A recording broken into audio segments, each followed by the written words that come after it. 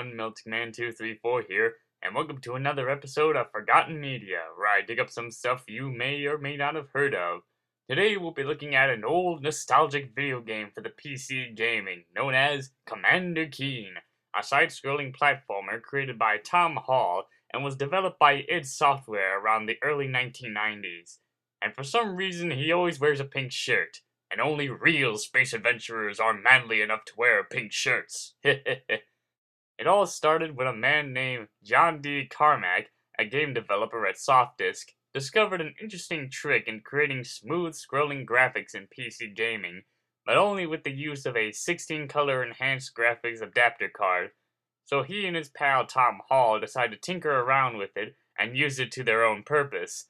They tested it out by creating a clone of the first level of Super Mario Bros. 3, replacing Mario with Dangerous Dave from John Romero's games. This soon got Romero's attention, and he, along with Jay Wilbur, suggested they should complete the Mario clone, and so they did.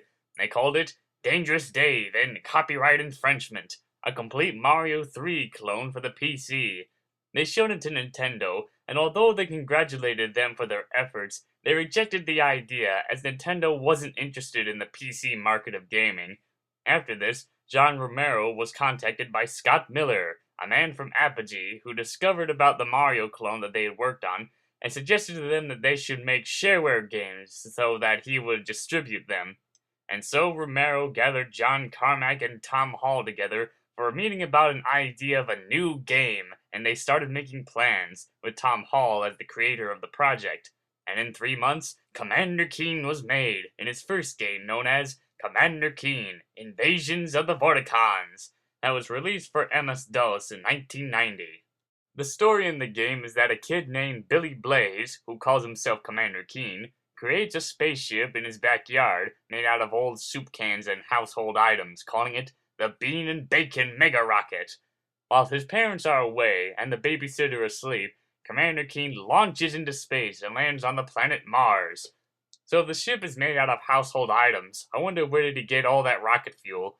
Anyway, the game consists of 3 episodes. Marooned on Mars is where Keen must retrieve the stolen rocket parts to fix his spaceship after they were stolen by a group of aliens called Vorticons. In the second episode, The Earth Explodes, Keen returns home but heads back into space because the Vorticon mothership plans on destroying the Earth and he must stop it. And in the third episode, Keen Must Die, Keen visits the home planet of the Vorticons to destroy the man who enslaved them, Mortimer McMire, a bully from Keen's world who plans on destroying those who have a lower IQ than he does, as he wants to be the smartest genius in the world. The game is a usual platformer, as most of the items are collecting ray guns for ammo, teddy bears for extra lives, collecting key cards to unlock doors, soda cans, and other things to rack up on points. You have a pogo stick for extra jumping height, and a ray gun to defeat enemies, mostly Vorticons and little alien creatures. There's no music and only sound effects, since PC games back then didn't have much music for levels in some cases. They also show the Vorticons' language several times, and they actually made a decoding sheet stashed in the file somewhere. So if we saw a sign like this, we use the translator and it would say, Tantalus Rome. Obviously, this machine is targeting to destroy Rome. Upon the release of the 3 episodes, it was well received, and after this, John Romero, Tom Hall, and John Carmack would leave Softdisk and soon give birth to id Software. A year after its release, they actually made an episode that was published as shareware by Softdisk, known as Keen Dreams. It's mainly referred to as The Lost Episode or Episode 3.5. One night, while Keen refuses to eat his vegetables, he's sent to his room and falls asleep, where he dreams of a vegetable kingdom where sleeping children are in prison. So it's up to Keen to save them and defeat the evil King Boobus Tuber. Sounds like something from a Mario game. Well, anyway, the game follows the same formula as before, being a platformer and going to various levels. Although the graphics have been improved, there's still no music for the game.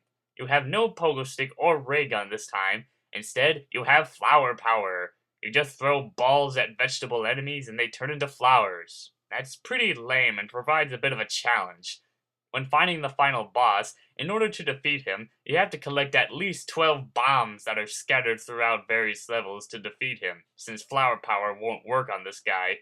I think it sucks on how you don't have the ray gun or pogo stick helping you out. Those are better than this flower power crap. And since he's in the dream world, why can't he just dream those too to help him? I think it would be cool if you got to the final boss without the bombs, and since you're in the dream world, you summon Freddy Krueger and watch him slice that potato man into french fries. Now that would be awesome! Overall, this game is a real oddball to the series, and it's probably no wonder why it ended up as the lost episode. Now let's move on to the next one, which is probably the more well-known Commander Keen game by fans, Goodbye Galaxy. That was released on December 15th, 1991. The game is split into 2 episodes. In the first one, Secret of the Oracle, Keen's homemade radio doohickey picks up a signal on someone who plans on destroying the world. He heads over to the planet Gnosticus to speak with the oracles, but they've all been kidnapped, and so Keen must save them. In the second episode, The Armageddon Machine, Keen heads over to the space station called the Omega-Matic, nicknamed the Armageddon Machine, after freeing the oracles, and sets off to defeat the mysterious Ganalek. The game uses the same graphics as Keen Dreams does, only this time you have your pogo stick and ray gun to help you out fight against slugs, robots, and other creatures. You also get a diver suit later in the game to enter other locations that are on islands in the water. The gameplay is a usual platformer with some hidden secrets and hidden passageways throughout the game. You also collect soda cans and other items for points, guns for ammo, and gems to help unlock certain doors. This is also the first time a Commander Keen game has music, which is pretty nice.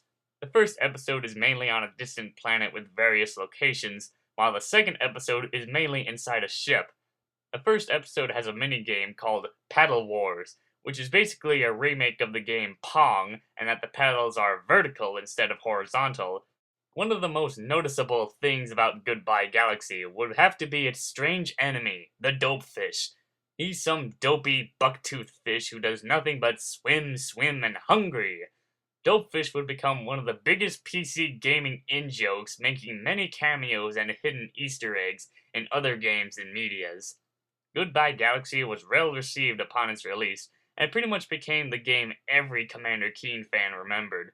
During the same year, they made another episode called Aliens Ate My Babysitter, that was originally published by FormGem commercially, but was soon resold by Apogee. In this game, Keen's babysitter gets captured by the Bloogs, and Keen must save her before they devour her. The gameplay is the same as before, a platformer game shooting with your ray gun, bouncing on the pogo stick to get to high areas, and so on. The new thing that they added in are light switches. They're scattered everywhere throughout the game, and are used to activate bridges or movable platforms. Since the game was released the same year as Goodbye Galaxy was, this pretty much feels like a bonus episode. Overall, Aliens Ate My Babysitter was a very decent game. It's interesting that the game was left on a cliffhanger, because they were going to make another trilogy of Commander Keen games, but the idea was scrapped as id Software went on to do Wolfenstein 3D and Doom. After this, Commander Keen will become forgotten for a while, until he somewhat came back in a new game known as Commander Keen, that was released for the Game Boy Color, and instead of id Software, Soft Disk, or Apogee, the game was made by Activision, and was released on May 30th, 2001. The game is about Keen stopping his enemy Mortimer from taking over the world. The gameplay is a lot different from the previous games. The platforming is a bit more linear, and killing enemies can be a bit annoying. You have to shoot them with the ray gun, and then stomp on them with the pogo stick. If you just shoot them, they'll be stunned and will get back up again in a few seconds. As you can tell, Keen looks very different from before. I guess he decided to take a suntan after being forgotten for a while. Fans of the series were very disappointed with the game, as it didn't have much to offer as the previous games did.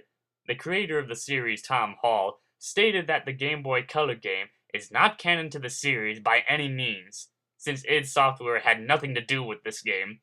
I see the game very similar to Jazz Jackrabbit on the Game Boy Advance. Both of these were great games in the past, then some company got the license to do a game for the series from the original company, drastically changed the game and characters, and made it look like garbage. There were also a few canceled Keen games, like they were going to make a Commander Keen game for the Nintendo Entertainment System, but that didn't happen, along with a game called Keen Chronicles, made by Monkey Stone Games, and was planned to be released in April of 2002. It would have contained all the Commander Keen games available for Microsoft Windows and Pocket PC, but it never got out of the planning stages, and this logo is all that exists of the project. After the Game Boy Color game, Commander Keen pretty much faded away from existence, and was never seen again. But that didn't stop people in making Commander Keen slowly become a cult following, especially when he's made several cameos and references in many other games, mainly like Doom or other games in general. Fans of the series have used various engines such as NetKeen to create some fan-made games. One of the most popular ones is The Universe is Toast, based off of the canceled trilogy, and it looks pretty good. It looks so much like a Commander Keen game. On August 3rd, 2007, all 5 episodes of Commander Keen, excluding Keen Dreams, were released onto Steam as part of id Software's Game Edition of Steam. And that's pretty cool since the Commander Keen games can be so hard to find nowadays. In closing, Commander Keen was a pretty good series from the old days of PC gaming. It's not much, but they are all still good games. Well, except for Keen Dreams and the Game Boy Color game. Well, that wraps up this episode of Forgotten Media. Tune in next time where we'll be taking a look at Evil Concarde! So until then, this is Melting Man 234 signing out.